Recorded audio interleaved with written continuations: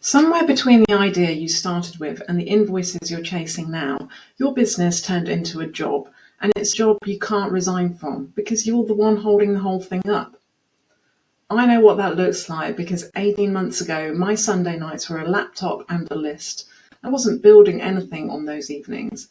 I was just catching up on the week that had just gone past, beaten me. So the question I want to answer is the one I had to answer for myself. How do you get out of that without hiring a single person?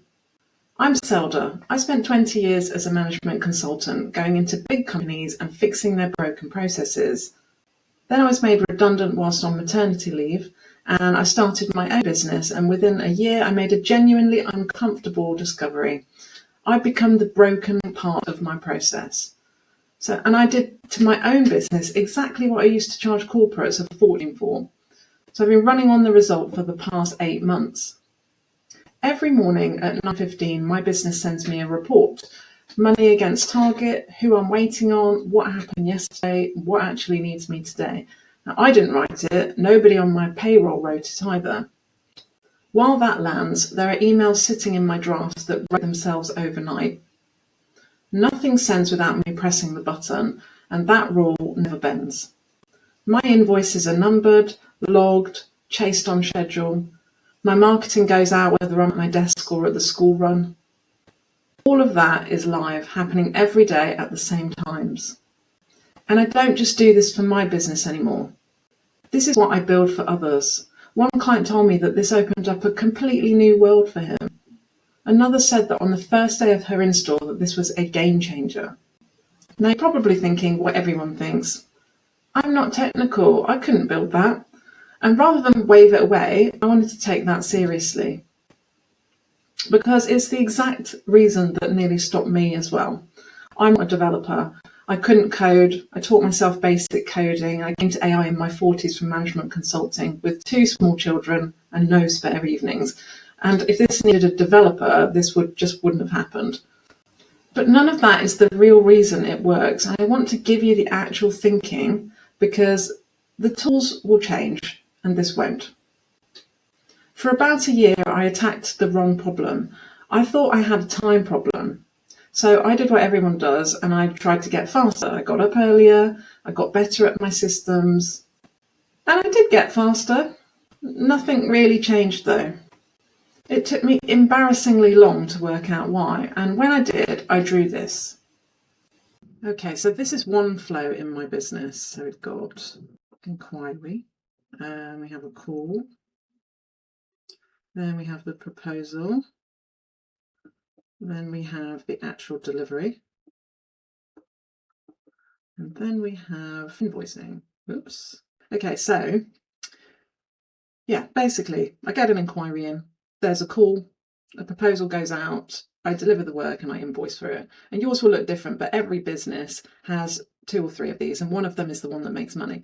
Now I'm going to walk through it and put a dot everywhere that the whole thing stops and waits until I personally have to touch it. Okay, so we've got inquiry. So inquiry comes in, it sits there until I read it, so that's a dot. Somebody has to actually book the call, so that's a dot too. Then the call happens, there's a dot there. Then someone writes the proposal, there's a dot there. Somebody has to chase the proposal, so there's a dot there, obviously, because when it goes quiet, definitely needs a dot. The work gets delivered, and there's a dot in the middle of there as well, because I'm the only one that can do the judgment on that, the actual thinking. Then the invoice has to get raised, so there's a dot there, and probably chased, so I'm going to put another dot there.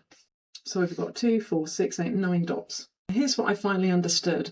That's not 9 tasks on a list. That's just 9 places where my business stops breathing the moment I'm not there.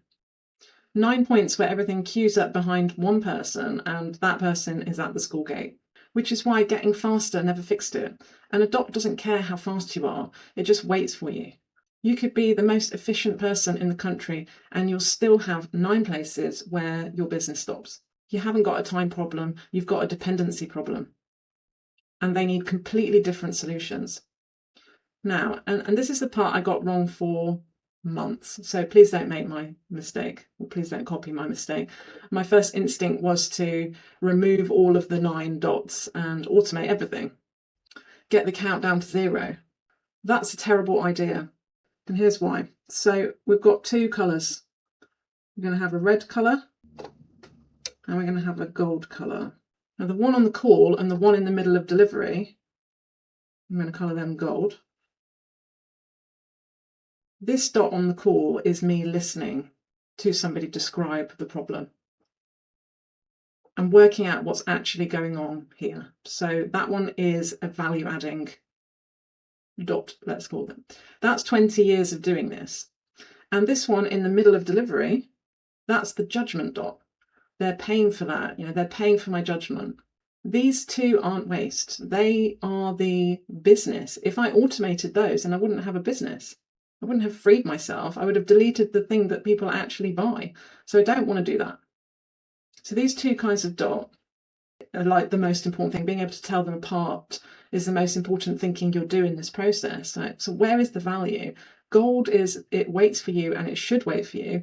Your judgment is basically the product.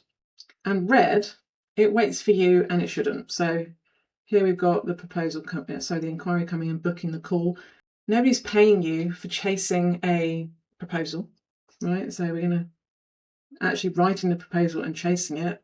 They're both red. Nobody's ever paid me to number an invoice. There's actual grunt work of the delivery as well. And nobody's going to pay me to be chasing the invoice either. So those are the red dots in this process. That's just how the business got wired. So I basically had 7 red and 2 gold on my map when I started. And there was never, the goal was never to have a business that was like 0 dots, like no dots in it at all. The goal is to have a business where the only things that are waiting for you are the things that are the value, the things worth waiting for. There's a catch, and I'd rather you hear it from me than discover it in the comments. This doesn't remove you from your business. It removes the parts of you business was wasting. Nothing here sends an email, pays a bill, or talks to a client on its own, and that's a design decision that I'll come back to in every video. So here's what I'd do if I were you, and it costs nothing but probably just an honest chat with yourself over a cup of coffee. Draw one flow, just one, that one that makes you money. Put a dot everywhere it stops until you touch it. Then go back and be truthful about which of these dots are gold, and most people find they've got 2, but they're buried under like 15 red ones. That isn't a failure, by the way. That's just what happens to every business that grew around one capable person. And if you'd rather have it done properly, there's a free scorecard below that walks you through it and tells you where a system like this pays back the fastest for you. It takes about 4 minutes. The first red dot I removed was the one at the start of every single morning. It's the hour that I spent working out what was actually going on in my business before I could even decide anything. My business does that for me now and sends me the answer at 9:15. To see how that works, what's in it, how it knows, and why it costs about a penny, watch this video right here.